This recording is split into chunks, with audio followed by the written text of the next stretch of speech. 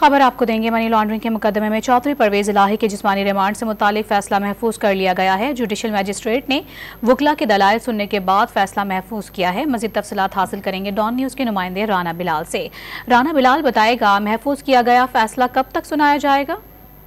जी देखें, लाहौर की मुकामी अदालत में परवेज इलाही को मनी लॉन्ड्रिंग के मुकदमे में गिरफ्तार करके FIA की जानिब से पेश किया गया था और उनके जिस्मानी रिमांड की दरखास्त दायर की गई थी। अब से कुछ देर पहले परवेज इलाही की लीगल टीम और FIA की जो लीगल टीम है उनकी जानिब से दलाइल मुकम्मल कर लिए गए हैं जिस्मानी रिमांड की दरखास्त पर। और अब जिला कचहरी के जुडिशल मजिस्ट्रेट गुलाम मुर्तजा विर्क ने परवेज इलाही के जिस्मानी रिमांड से मुतल्लिक फैसला महफूज कर लिया है, जो कि कुछ ही देर बाद सुनाए जाने का इम्कान है।